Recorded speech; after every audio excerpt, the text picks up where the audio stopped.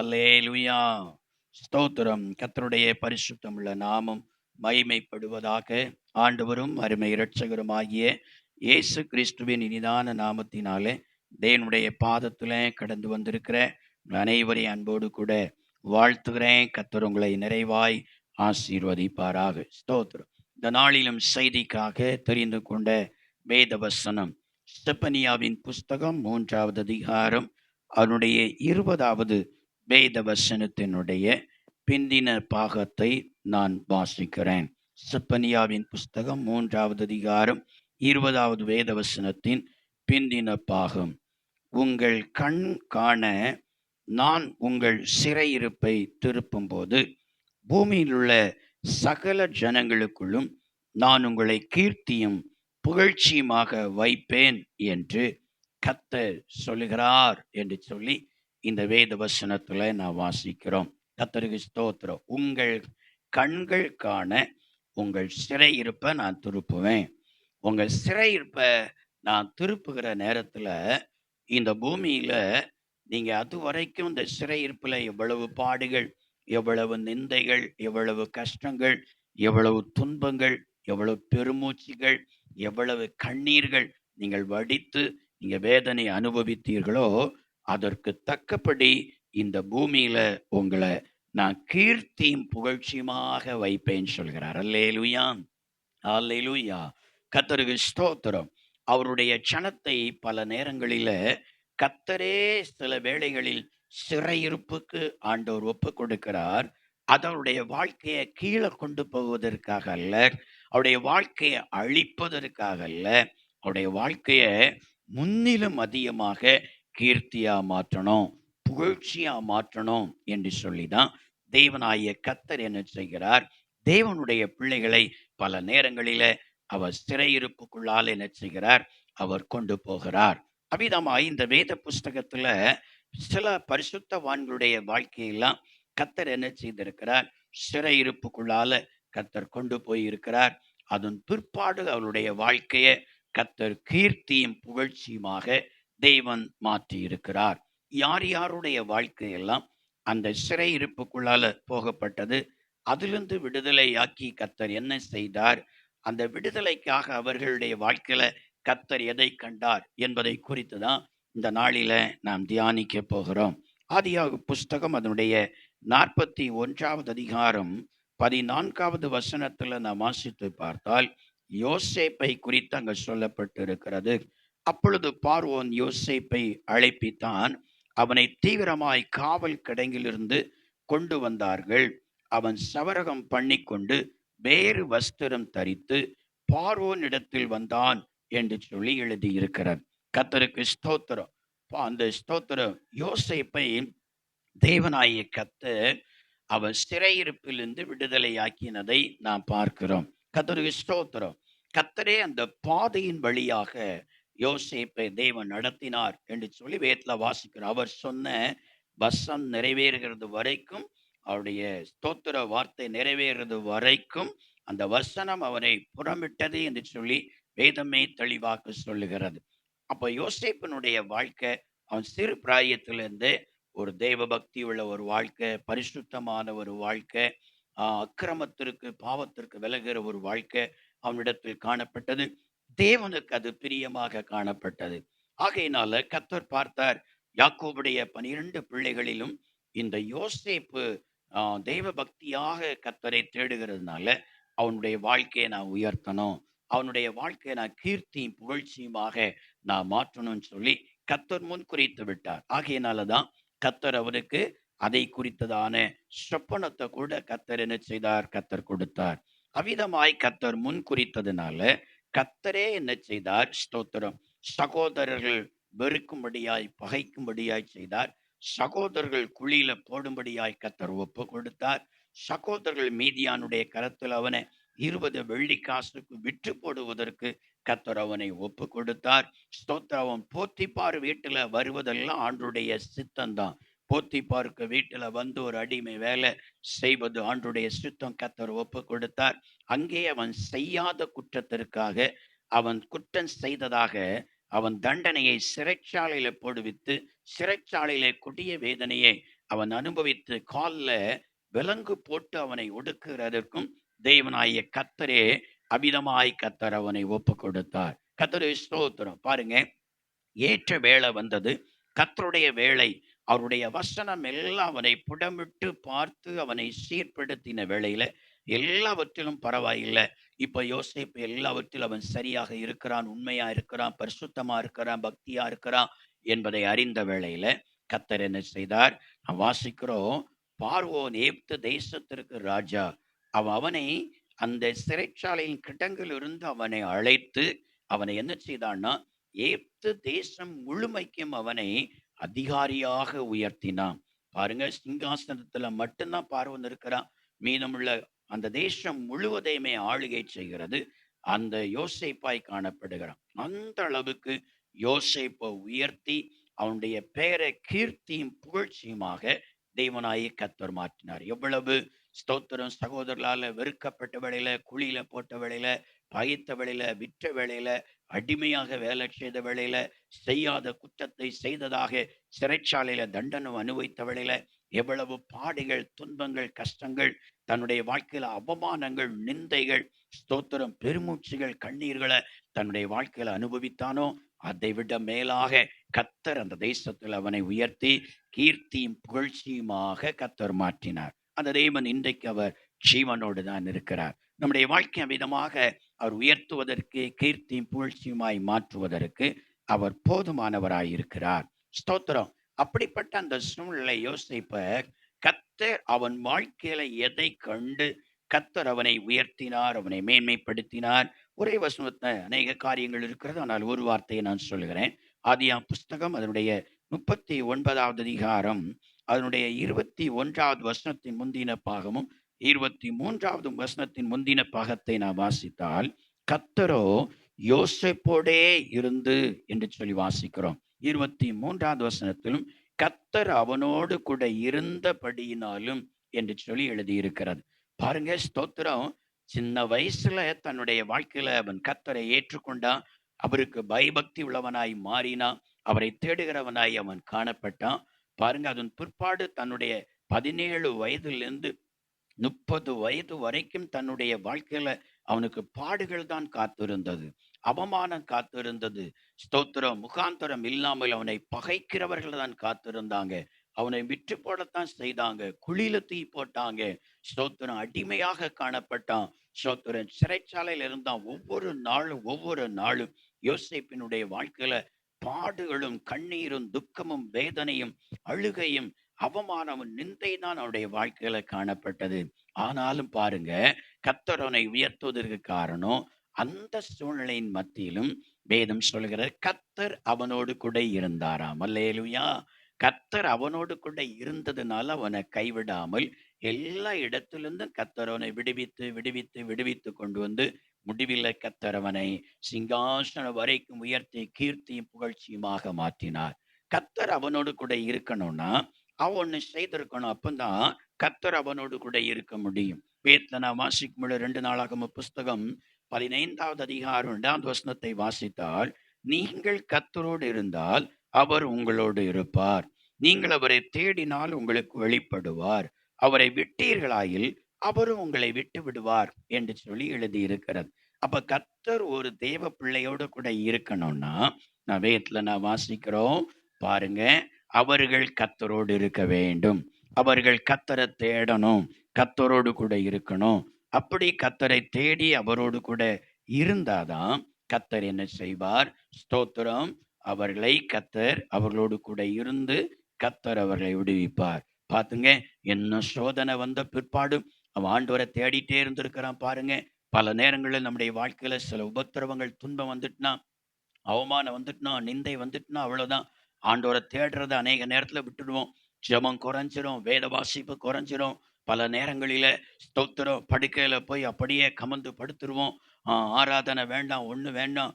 ஆராதிச்சு எனக்கு என்ன பலன்? கர்த்தரை தேடி எனக்கு என்ன பலன் என்று சொல்லி பல நேரங்களில கர்த்தருக்கு விரோதமா முறுமுறுத்து கொண்டிருப்போம். ஆண்டவரை தேடுகிறதுல நம்முடைய வாழ்க்கையில குறைப்பட்டு போவோம் பாருங்க. ஆனா இங்க யோசேப்பை குறித்து சொல்லப்பட்டு இருக்கிறது. அவனுடைய வாழ்க்கையில அதிக பாடு, அதிக துன்பம், அதிக அவமானம், அதிக நிந்த வாலிப நாட்கள்ல எவ்வளவு பயங்கரமான குற்றச்சாட்டு அவன் வாழ்க்கையில வந்தது பாருங்க. அவ்வளவு இந்த வேதனை அவனுடைய வாழ்க்கையில உபத்திரவம் விலங்கு போட்டு ஒடுக்கிற அளவுக்கு உபத்திரம் வந்த வேளையிலும் அவன் கர்த்தரை அவன் தேடி இருக்கிறான்.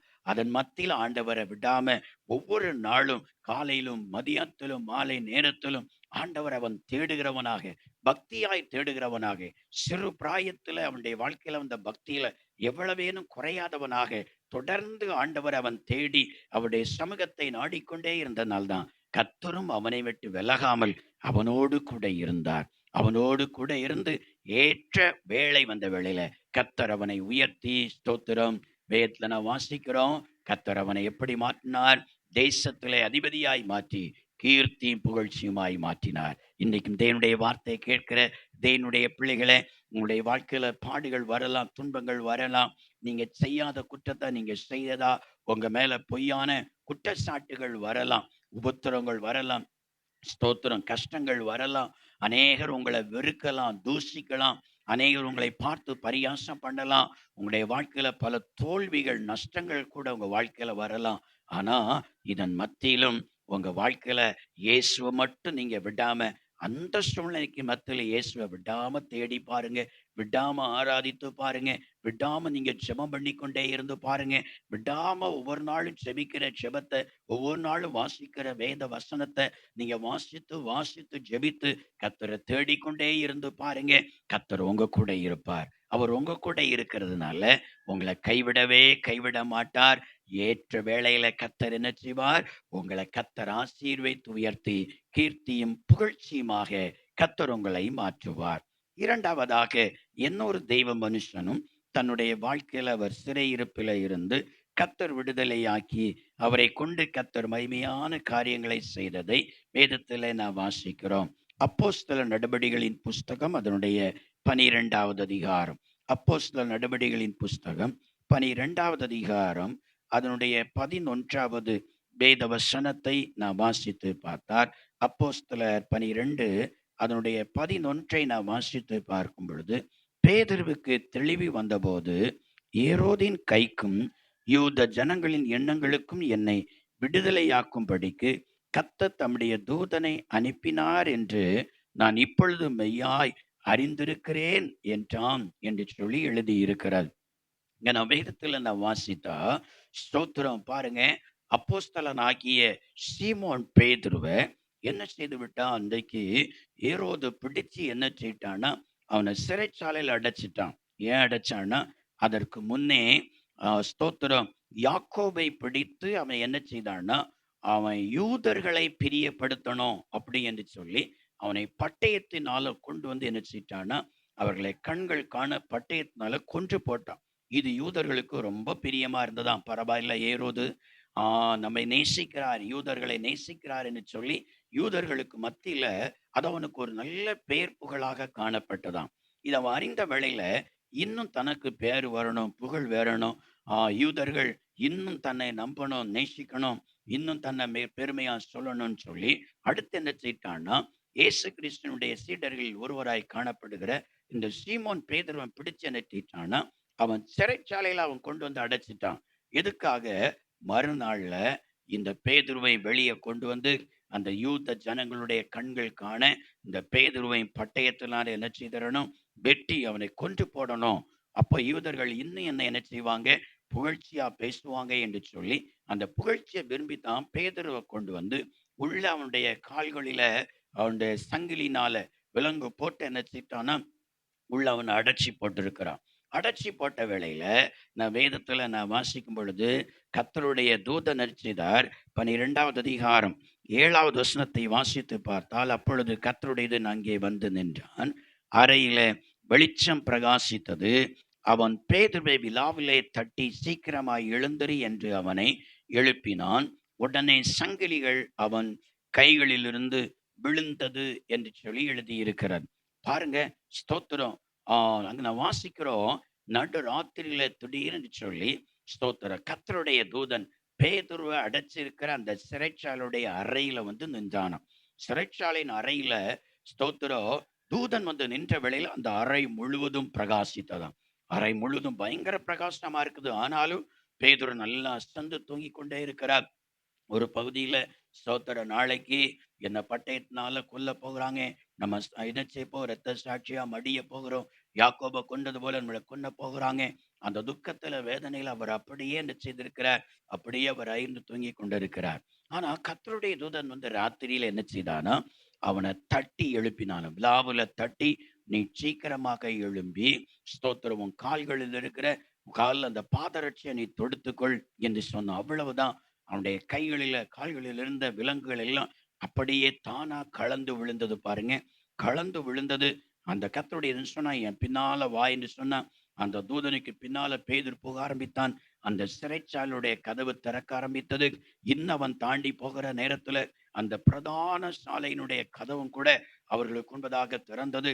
அந்த தூதனுக்கு பின்னால் அவன் போக ஆரம்பித்தான். நேர ஒரு வீதியில கொண்டு போய் அந்த பேதுருவை விட்டு விட்டு சிறைச்சாலை அந்த கர்த்தருடைய தூதன் என்ன செய்தான், அவனை விட்டு அப்படியே மறைந்து போனான். இப்போ பேதுரு பார்க்கிறான், ஸ்தோத்திரம், இந்த சிறைச்சாலையில் நான் சொப்பனம் காணுகிறது போல இருந்தேன். இல்ல, கர்த்தர் தம்முடைய தூதனை அனுப்பி ஏரோதனுடைய எண்ணங்களுக்கு கர்த்தரனை தப்புவித்திருக்கிறார் என்று சொல்லி கர்த்தரை தேவனை மகிமைப்படுத்தினானாம். அல்லேலூயா, ஸ்தோத்திரம். அதன் பிற்பாடு கர்த்தர் இன்னும் பேதுருடைய ஊழியத்தை கர்த்தர் இன்னும் விரிவுபடுத்தி இன்னும் கரத்தில் எடுத்து வல்லமையாக கர்த்தர் பயன்படுத்தினார். அவனை கொண்டு பலத்த அற்புதங்கள், அடையாளங்கள் எல்லாம் என்ன செய்தது, நடந்தது என்று சொல்லி வேதத்துல நாம் வாசிக்கிறோம். இன்னும் அவனை பிரபலமானவனாக, கீர்த்தியும் புகழ்ச்சியுமாக இந்த பேதுருடைய வாழ்க்கையை மாற்றினார். தேவனுடைய பிள்ளைகளை, இதற்கு காரணம் என்ன தெரியுமா? உன்னை சிறையிருப்பிலிருந்து கர்த்தர் விடுதலையாக்குவதற்கு அங்கு ஒரு காரியம் சொல்லப்பட்டிருக்கிறது. அப்போஸ்தலர் நடவடிக்கைகளின் புஸ்தகம் 12வது அதிகாரம் 5வது வசனத்தை நாம் வாசித்து பார்த்தால், கர்த்தருடைய வேதம் சொல்லுகிறது, அப்படியே பேதுரு சிறைச்சாலையிலே காக்கப்பட்டு இருக்கையில் சபையார் அவனுக்காக தேவனை நோக்கி ஊக்கத்தோட ஜெபம் பண்ணினார்களாம். அல்லேலூயா, கர்த்தருக்கு ஸ்தோத்திரம். பாருங்க, தங்களுடைய ஊழியக்காரர் இவ்விதமாக, அவர் ஒரு சிறையிருப்புக்குள்ளாக அகப்பட்டு விட்டாரே, அவரை பட்டயத்தினால கொன்று வேண்டும் என்று சொல்லி அன்றைக்கு அந்த பேதுரு தீர்மானித்து விட்டானே, எப்படியாயிலும் கர்த்தர் விடுதலையாக்க வேண்டும் என்று சொல்லி பாருங்க, சபையார் அந்த நேரத்தில் என்ன செய்தார்களோ அவனுக்காக ஊக்கமாய் ஜெபம் பண்ணினாங்க. அவன் மூலமாக சுவிசேஷத்தை கேட்டவர்கள், ரட்சிக்கப்பட்டவர்கள், அவனுடைய கரத்தினால ஞானஸ்நானம் பெற்றவர்கள், அவன் வழி நடத்துகிற நேரத்துல தேவனுடைய ஆவியினால் நிரப்பப்பட்டவர்கள், அற்புதங்களை அடையாளங்களை பெற்று இயேசுவுக்கு மேல விசுவாசிகளாக மாறினவர்கள், தங்களுடைய ஊழியக்காரர்கள் மரித்து போவது சித்தம் இல்லை, தங்களுடைய ஊழியக்காரர் சிறைச்சாலையில இருப்பது சித்தம் இல்லை, எப்படியாயும் அவரை விடுதலையாக்கணும், கர்த்தர் அவரை விடுதலையாக்கி வெளியில கொண்டு வாரும் என்று சொல்லி விடாப்பிடியாக போராடி என்ன செய்தார்களாம், சபையார் அனைவரும் ஊக்கமாக அவர்கள் ஜெபித்தார்களாம். அவருடைய ஜெபம் விருதாவாக போகவில்லை. அல்லேலூயா, பாருங்க, அந்த ஜெபம் பேதுருவை சிறைச்சாலையிலிருந்தும் விடுதலையாக்கி கொண்டு வந்தது. அவனை இன்னும் முன்னிலும் அதிகமாக கர்த்தர் அவனை உயர்த்தினார், கனப்படுத்தினார். முன்னிலும் அதிகமாய் ஊழியம் செய்ய வைத்தார், பலத்த கிரியைகளை செய்ய வைத்தார், மரித்தவர்களை அவனை கொண்டு கர்த்தர் எழுப்ப வைத்தார். பேதுருவை கர்த்தர் என்ன செய்தார், பூமியில கீர்த்தியும் புகழ்ச்சியுமாக மாற்றினார். அல்லேலூயா, கர்த்தருக்கு ஸ்தோத்திரம். தேவனுடைய பிள்ளைகளை, அப்படியானா சிறையிருப்பிலிருந்து விடுதலை வேண்டுமானா சபையினுடைய ஜெபம் கட்டாயம் அவசியமாய் இருக்கிறது. சபையாருடைய ஜெபம் அவசியம். பல நேரங்களில பலருடைய வாழ்க்கையில சில தீமைகள், கஷ்டங்கள், துன்பங்கள் வருகிற நேரத்துல, நஷ்டங்கள் வருகிற நேரத்துல அதை சபைக்கு தெரிஞ்சிடக்கூடாது, யாருக்கும் தெரிஞ்சிடக்கூடாது என்று சொல்லி எண்ணுவாங்க. ஊழியக்காருக்கு தெரிஞ்சிடக்கூடாது, ஊழியக்காரர் தெரிஞ்ச அப்புறம் மற்றவங்கள்ட்ட சொல்லிடுவாங்களே, அல்லது பப்ளிக்ல ஜோம் பண்ணா மற்றவங்கள்ட்ட எல்லாம் தெரிஞ்சிருமே, அவங்க என்னன்னு சொல்லி கேட்டுருவாங்களே, கேவலமா மாறிடுமே, அவமானமா மாறிடுமே என்று சொல்லி பலர் தங்களுடைய வாழ்க்கையில வருகிற மிகுந்த ஒரு நெருக்கத்தை, துன்பத்தை சபைக்கு தெரியப்படுத்துகிறது இல்லை. தாங்களே ஜோம் பண்ணி போராடி பார்ப்பாங்க, முடியல, அப்படியே அவங்க சோர்ந்து போவாங்க. அப்படி அல்ல. பாருங்க, ஒரு ஊழியக்காரருக்காக தேவனுடைய சபையார் இந்த அளவுக்கு ஒருமனப்பட்டு போராடி அவர் ஊக்கமா ஜெபித்த வேளையில ஒரு தூதனை அனுப்பி சிறைச்சாலையிலிருந்தே விடுதலையாக்கி கொண்டு வந்து முன்னிலும் அதிகமாக பிரகாசிக்க வைக்க முடியும்னு சொன்னா, தேவனுடைய பிள்ளைகளை அவமானத்தை எண்ணாம ஸ்தோத்திரம், அல்லது பாஸ்டர்ட்ட சொல்லணும், பாஸ்டர் வெளியில யார்ட்டும் சொல்லாண்டாம், நீங்க ஜெபம் பண்ணுங்க, அல்லது இந்த காரியத்தை ஜெபிக்கும் பொழுது சற்று மறைமுகமா ஸ்தோத்திரம், ரொம்ப அத பிரஸ்தாபம் இல்லாம சொல்லி ஜெபிங்க அப்படின்னு சொன்னா, அத ஞானமாக அத ஜெபிப்பாங்க. தேவனுடைய சபையாருடைய ஜெபம், ஊக்கமான ஜெபம், அது மிகவும் பலனுள்ளதா இருக்கிறது.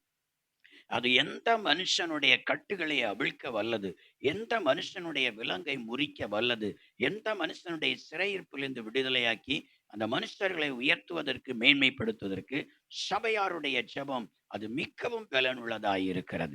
ஆகையினால் சிறையிருப்பிலிருந்து இரண்டாவது விடுதலை வேண்டுமானால் சபையாரிடத்துல, தேவ சமூகத்துல சொல்லி, ஊழியக்காரத்துல சொல்லி, தேவ சபையார் ஒருமித்து ஜெபிப்பதற்கு, ஸ்தோத்திரம் பண்ணுவதற்கு நாம் இடம் கொடுத்தால் கர்த்தர் சிறையிருப்பிலிருந்து விடுதலையாக்குவார். தேவன் பெரிய காரியங்களை செய்வார். மூன்றாவதாக ஸ்தோத்திரம், இன்னொரு தெய்வ மனுஷனுடைய சிறையிருப்பை இந்த வேதத்திலே நாம் வாசிக்கிறோம். ஸ்தோத்திரம், அப்போஸ்தலர் நடபடிகளின் புஸ்தகம் அதனுடைய ஸ்தோத்திரம் 16வது அதிகாரம். அப்போஸ்தலர் நடபடிகளின் புஸ்தகம் 16வது அதிகாரம் அதனுடைய 35, 36 நாம் வாசித்து பார்த்தால் கர்த்தருடைய வேதம் சொல்லுகிறது, பொழுது விடிந்த பின்பு அந்த மனுஷரை விட்டு விடுங்கள் என்று சொல்ல அதிகாரிகள் சேவர்களை அனுப்பினார்கள். சிறைச்சாலைக்காரன் பவுலுக்கு இந்த வார்த்தைகளை அறிவித்து, உங்களை விடுதலையாக்கும்படிக்கு அதிகாரிகள் கட்டளை அனுப்பினார்கள். ஆகையால் நீங்கள் இப்பொழுது புறப்பட்டு சமாதானத்துடனே போங்கள் என்றான் என்று சொல்லி வேதத்துல நாம் வாசிக்கிறோம். இங்கே பவுலையும் சீலாவையும் தேவனாகிய கர்த்தர் சிறைச்சாலையிலிருந்து விடுதலையாக்கினதை இந்த வேதத்துல நாம் வாசிக்கிறோம். பாருங்க, இந்த அப்போஸ்தலர் 16 அதிகாரத்து முந்தின பாட்டுல நான் வாசித்தா பாருங்க, ஒரு இடத்துல ஸ்தோத்திரம், குறி சொல்லுகிறதான ஆவியை கொண்ட ஒரு ஸ்திரீ இந்த பவுலை பார்த்து, இவர்களை பார்த்து, இவர்கள் தேவனுடைய உன்னதமான தேவனுடைய மனுஷர்கள், ரட்சிப்பின் சுவிசேஷத்தை அறிவிக்கிறவன் திரும்ப திரும்ப சொல்லிட்டே இருந்தா. இவங்க பின்னால ஓயாம சொன்னனால பவுல் கோபம் கொண்டுட்டார். கோவப்பட்டு என்ன செய்தான், அந்த பெண்ணுக்கு மேல உள்ள இருக்கிற அசுத்தாவிய கடிந்து கொண்டு இவளை விட்டு புறப்பட்டுமோன்னு சொல்லிட்டார். அவ்வளவுதான். அந்த அசுத்தாவி போனது. ஸ்தோத்திரம். இப்பொழுது அந்த குறி சொல்லுகிறதுனால் வருகிற ஆதாயம் நின்று போனதுனால இப்ப என்ன செய்தாங்க, பவுலும் சீலாவையும் பிடித்து என்ன செய்தாங்க, நல்லா அடி அடி அவர்களை அடித்து அவர்களை கொண்டு போய் என்ன செய்தாங்க, சிறையில் அடைக்க ஒப்பு கொடுத்துட்டாங்க. சிறைச்சாலைக்காரன் உன்னை பிடித்து ஏற்கனவே நல்லா அடிபட்டு இருக்கிறாங்க. நல்லா அடிபட்டு நோந்து ரத்தம் சிந்தின நிலையில அவர்கள் வந்திருக்கிறாங்க. சிறைச்சாலைக்காரன் உன்னை பிடிச்சு என்ன செய்தானா, உள்ள தொழுமரத்துல மாட்டி, சங்கிலியில மாட்டி என்ன செய்தான், அந்த அடைச்சி போட்டுட்டான் பாருங்க. அந்த அடைச்சி போட்டு மிகுந்த உபத்திரவம், மிகுந்த வேதனை. ஆனா வேதத்துல நான் வாசிக்க நம்ம எல்லாருக்கும் தெரிந்ததான ஒரு சம்பவம் தான். கர்த்தர் அந்த சிறை இருப்பிலிருந்து 2 பேரையும் விடுதலையாக்கினார். விடுதலையாக்கி இன்னும் அந்த பவுலை கொண்டு ஆண்டவர் மகிமையான காரியங்களை செய்தார். இன்னும் நிறைய மிஷினரி பயணங்கள் செய்து இன்னும் திரளான ஆத்துமாக்களை இயேசுவுக்காக ஆதாயப்படுத்துவதற்கு ஒரு உன்னத கருவியாய் கர்த்தர் அவனை பயன்படுத்தினார். அவனை கொண்டு பலத்த கிரியைகளை செய்தார். அவனிடத்திலிருந்து உருமால்களையும் கச்சைகளை கொண்டு வந்து வியாதிஸ்தர்களுக்கு மேல போடுகிற நேரத்துல வியாதி நீங்கிட்டு அசுத்தாவிகள் புறப்பட்டு ஓடினது பாருங்க. அந்த அளவுக்கு இந்த பவுலுடைய ஊழியத்தை கர்த்தர் அது கீர்த்தியும் புகழ்ச்சியுமாக கர்த்தர் மாற்றி மேன்மைப்படுத்தினார். கர்த்தருக்கு ஸ்தோத்திரம். பாருங்க, சிறைச்சாலையில் அடைக்கப்பட்டவங்களை கர்த்தரை விடுதலையாக்கி, இயேசு விடுதலையாக்கி அவர்களை வெளியில கொண்டு வந்து இந்த அளவுக்கு கீர்த்தியும் புகழ்ச்சியுமாக மாற்றினாராம். காரணம் என்ன தெரியுமா? வேதத்துல நான் வாசிக்கிறோம், இவர்கள் சிறைச்சாலையில் விடுதலை அடைவதற்கு இவர்களிடத்துல கர்த்தர் கண்ட காரியம். அதனுடைய 25, 26 நாம் வாசித்து பார்த்தால், நடுராத்திரியிலே பவுலும் சீலாவும் ஜெபம் பண்ணி தேவனை துதித்து பாடினார்கள். காவலில் வைக்கப்பட்டவர்கள் அதை கேட்டுக் கொண்டிருந்தார்கள். சடுதியிலே சிறைச்சாலையின் அஸ்திவாரங்கள் அசையும்படியாக பூமி மிகவும் அதிர்ந்தது. உடனே கதவுகள் எல்லாம் திறவுண்டது. எல்லாருடைய கட்டுகளும் கழன்று போயிற்று என்று சொல்லி கர்த்தருடைய வேதம் சொல்கிறார். பாருங்க, ஸ்தோத்திரம். இப்ப இவர்களுக்காக சபையார் ஜெபிக்கல. ஸ்தோத்திரம். சபையாருக்கு தெரியாது, பிடிச்சு கொண்டு ஸ்தோத்திரம் அங்க சிறைச்சாலை வச்சிருக்க தெரியாது. ஆனா இவங்க 2 பேருமே என்ன செய்தார்களாம், ஒருமித்து ஒருமனப்பட்டு அந்த சிறைச்சாலையில அந்த கட்டுகளுக்கு மத்தியில நடுராத்திரியில ஜெபம் பண்ணி ஆண்டவரை துதித்து அவர்கள் பாடினார்களாம். அல்லேலூயா, அல்லேலூயா. 2 பேர் ஒருமனப்பட்டு ஆண்டவரை துதித்து பாடி ஜெபித்த ஜெபத்தை கேட்டு பாருங்க, இயேசுவே அந்த இடத்துல இறங்கி வந்துட்டார். அவர் இறங்குனாதான் அஸ்திபாரம் அதிரும். ஏன்னா சீனாய் மலையில் இறங்கி வந்த வேளையில சீனாய் மலை என்ன செய்தது? அதிர்ந்தது என்று சொல்லி எழுதியிருக்கிறது. எங்கே கர்த்தருடைய பாதங்கள் படுகிறதோ அந்த இடம் அதிரும் பாருங்க. அதே போல கர்த்தரே அந்த இடத்துல இறங்கி வந்துட்டார் பாருங்க. இறங்கி வந்ததுனால அந்த சிறைச்சாலுடைய அஸ்திபாரத்தோட சேர்ந்து என்ன செய்ததுதான் குலுங்கினது. ஒரு பெரிய பூமி அதிர்ச்சியை உண்டாக்கிறது. குலுங்கினது. அதுல இருந்த அத்தனை பேருடைய கட்டுகளும் கலந்தது. பவுலும் சீலாவுடைய கட்டுகளும் கலந்தது. காலையில் அவர்களுக்கு விடுதலையும் வந்தது. அல்லேலூயா, அல்லேலூயா. விடுதலை வந்தது. ஊழியத்திற்கும் ஒரு விடுதலை வந்தது. அவருடைய பேரு பிரசித்தமாயி கீர்த்தியும் புகழ்ச்சியுமாய் மாறினது. காரணம் அந்த 2 பேருடைய ஒருமனப்பட்டு பாடி துதித்த ஜெபந்தான். கர்த்தருக்கு ஸ்தோத்திரம். தேவனுடைய பிள்ளைகளே, உங்க வாழ்க்கையிலும் நீங்க சில சிறையிருப்புக்குள்ள இருக்கிறீங்களா? வியாதி என்கிற சிறையிருப்பு, கடன் பாரம் என்கிற சிறையிருப்பு, பல தரித்திரங்கள், கஷ்டங்கள், பலவிதமான சத்துருக்களினால் வருகிற உபத்திரம் என்கிற சிறையிருப்பு, பல விதத்துல நீங்க துன்பத்தை அனுபவித்துக் கொண்டிருக்கிறீர்களா? ஆண்டவர் சொல்லுவார், நீங்க 2 பேர் போதும், நிறைய பேர் இல்லாட்டாலும் பரவாயில்லை. ஸ்தோத்திரம். நீங்க புருஷன் மனைவியாக ஒரு 2 பேரு, அல்லது தாய் பிள்ளையாக, அல்லது தகப்பன் பிள்ளையாக, உங்கள ஒரு 2 பேரு நீங்க ஒருமனப்பட்டு ஆண்டவரை ஒருமித்து பாடி துதித்து நீங்க ஜெபம் பண்ணிட்டாலே கர்த்தர் விடுதலை ஆண்டவர் தந்துருவார். ஏன்னா பைபிள்ல சொல்லி இருக்குது, இயேசு சொல்லி இருக்கிறார், அல்லாமல் உங்கள் 2 பேர் தாங்கள் வேண்டிக் கொள்ள போகிற எந்த காரியத்தை குறித்தாயிலும் பூமியில ஒருமனப்பட்டு இருந்தால் பரலோகத்தில் இருக்கிற என் பிதாவினாலே அது அவர்களுக்கு அப்படியே உண்டாகும் என்று சொல்லி இருக்கிறார். அல்லேலூயா, ஸ்தோத்திரம். பாத்தீங்களா? அப்ப 2 பேர் ஒருமனப்பட்டு இந்த பூமியில பாருங்க, எதை கேட்டாலும் சரி அவருடைய வாஞ்சையை நிறைவேற்றுகிறார். அவருடைய மன விருப்பங்களை நிறைவேற்றுகிறார். கர்த்தர் அவர்களுக்கு அற்புதத்தை செய்து அவர்கள் எப்படிப்பட்ட சிறையிருப்பில் இருந்தாலும் கர்த்தர் அவற்றிலிருந்து கர்த்தர் என்ன செய்கிறார்? அவர்களை விடுவித்து கனப்படுத்தி கர்த்தர் அவர்களை மகிமைப்படுத்துகிறார். அல்லேலூயா, அல்லேலூயா. கர்த்தருக்கு ஸ்தோத்திரம். 4வதாக என்ன ஒரு ஸ்தோத்திரம், தெய்வ மனுஷனுடைய சிறையிருப்பிலிருந்து வந்த விடுதலையை வேகமாய் பார்க்க போகிறோம். யோபினுடைய புஸ்தகம் அதனுடைய 42வது அதிகாரம். யோபினுடைய புஸ்தகம் 42வது அதிகாரம் 10வது வசனத்தை நாம் வாசித்து பார்த்தால், யோபு தன் சிநேகிதருக்காக வேண்டுதல் செய்தபோது கர்த்தர் அவன் சிறையிருப்பை மாற்றினார். யோபுக்கு முன் இருந்த எல்லாவற்றை பார்க்கிலும் இரண்டத்தனையாய் கர்த்தர் அவனுக்கு தந்தருளினார் என்று சொல்லி எழுதியிருக்கிறது. அல்லேலூயா. பாருங்க, யோபு ஸ்தோத்திரம், ஒரு நல்ல தெய்வ மனுஷன், தெய்வ பக்தி உள்ளவன். அவன் வாழ்க்கை கூட சிறையிருப்புக்கு போவதற்கு ஆண்டவர் ஒப்பு கொடுத்திருக்கிறார். பாருங்க, பிசாசினுடைய கரத்துல ஒப்பு கொடுத்திருக்கிறார். அவனும் சிறையிருப்புக்குள்ளால போயிட்டான். வியாதி என்கிற சிறையிருப்பு எல்லாம் இழந்து கஷ்டப்பட்டு ஒன்றுமில்லாமல் இருக்கிறதான ஒரு பெரிய சிறையிருப்புக்குள்ளால வந்துட்டான் பாருங்க. கர்த்தருக்கு ஸ்தோத்திரம். ஆண்டவர் அவனை கைவிடல. கர்த்தர் அவனை கைவிடாம அந்த சிறையிருப்பிலிருந்து கர்த்தர் அவனை, அவன் வாழ்க்கையின் சில காரியத்தை ஆண்டவர் பார்த்தார், அவ்வளவுதான். உடனே அந்த சத்துருவின் கரத்திலிருந்து சிறையிருப்பிலிருந்து கர்த்தர் அவனை விடுதலையாக்கி அவனுக்கு முன்னா இருந்ததான ஆசீர்வாதத்தை பார்க்கலும் ரெண்டத்தனையான ஆசீர்வாதத்தை கேட்டு கர்த்தர் அவனுடைய பேரை கீர்த்தியும் புகழ்ச்சியுமாக கர்த்தர் மாற்றி விட்டார். அன்றைக்கு இந்த சிறையிருப்புக்குள்ளால அவன் போவதற்கு, போயிட்டு வருவதற்கு முன்பதாக அவனுடைய பேரு அந்த ஊர்ஷு தேசத்துல மட்டும்தான் அது பிரசித்தமாய் காணப்பட்டது. இன்னை பாருங்க, அந்த சிறையிருப்பிலிருந்து அவன் போய் விடுதலையாய் வந்த பிற்பாடு அவனுடைய பேரு உலகம் எங்கிலும் தலைமுறை தலைமுறையாக, சந்ததி சந்ததியாக அவனுடைய பேர் பிரஸ்தாபமாய் கொண்டே இருக்கிறது. கர்த்தர் அந்த அளவுக்கு அவனை ஆசீர்வைத்து கர்த்தர் அவனை கீர்த்தியும் புகழ்ச்சியுமாய் மாற்றி இருக்கிறார். அல்லேலூயா, அல்லேலூயா. கர்த்தருக்கு ஸ்தோத்திரம். அப்ப இந்த யோபனுடைய சிறையிருப்ப கர்த்தர் மாற்றி அவனை இந்த அளவுக்கு கீர்த்தி புகழ்ச்சியாய் மாற்றுவதற்கு காரணம் என்ன?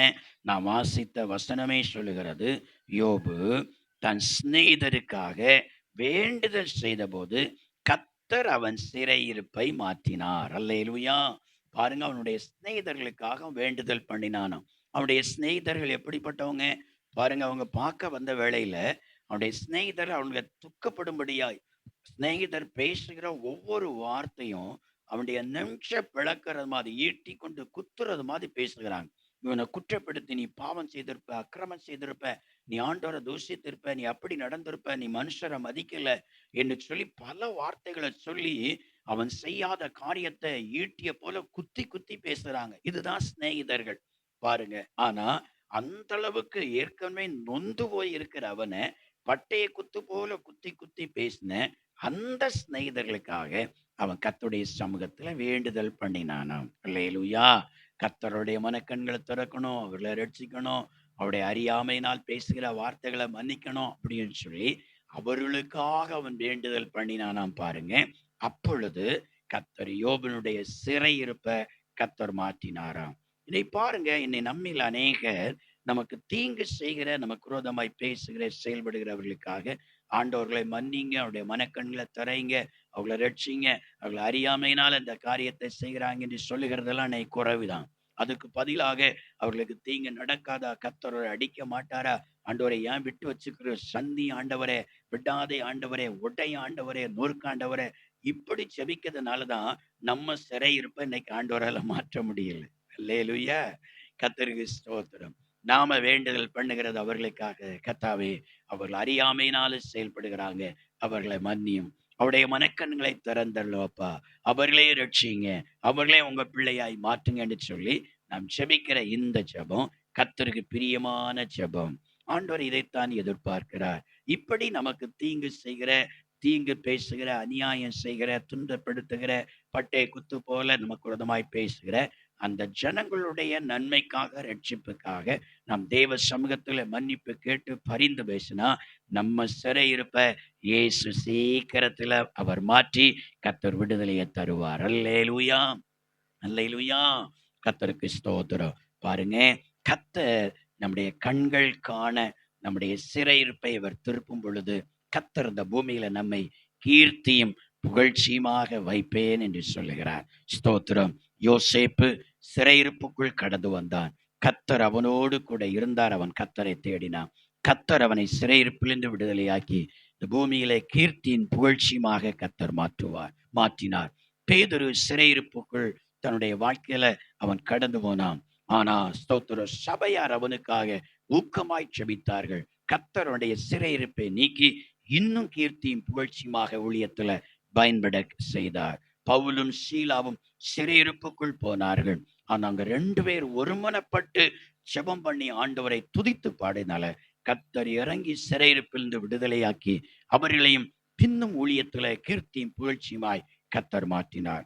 யோபு சிறையிருப்புக்குள்ளே அவன் கடந்து போனான். சகோதரர்களுக்காக, தன் நண்பர்களுக்காக, சிநேகிதர்களுக்காக ஆண்டுடைய சமூகத்துல வேண்டுதல் பண்ணி செபித்தான். கர்த்தர் அந்த வேண்டுதலை கேட்ட பொழுது அவர்களை மன்னிக்கிறதுக்குள்ளால ஸ்தோத்திர இவனுடைய சிறையிருப்பை கர்த்தர் மாற்றி இவனை விடுதலையாக்கி மறுபடியும் இரண்டத்தனையான நன்மை கொடுத்து பூமியில கீர்த்தியும் புகழ்ச்சியுமாக மாற்றினார். இன்னைக்கும் தெய்வ சமூகத்துல கடந்து வந்திருக்கிற நாமும் கூட நம்முடைய வாழ்க்கையில இந்த பரிசுத்தவான்களுடைய சிறை விடுதலையாக்குவதற்கு தேவன் கண்ட அந்த காரியத்தை நம்முடைய வாழ்க்கையில காண்பதற்கு நம்மை அர்ப்பணிப்போம். கர்த்தரை விடாமல் நம்முடைய வாழ்க்கையில நாம் தேடுவோம். சபையாரிடத்துல சொல்லி செபிக்க வைப்போம். 2 பேராயிலும் ஒருமனப்பட்ட ஆண்டுடைய சமூகத்துல நான் ஊக்கமாய் செபிப்போம். கர்த்தருக்கு ஸ்தோத்திரம். நம்முடைய வாழ்க்கையில நம்மை துன்பப்படுத்துகிறவர்களுக்காக நம் ஆண்டுடைய சமூகத்துல வேண்டுதல் பண்ணி செபிப்போம். கர்த்தர் நம்முடைய சிறையிருப்பை மாற்றி விடுதலை தந்து ஆசீர்வதித்து உயர்த்தி கீர்த்தி புகழ்ச்சியுமாய் மாற்றுவார். அபிதமாய் வாழ்வதற்கு அர்ப்பணிப்போம். கர்த்தர் நம்மை ஆசீர்வதிப்பாராக.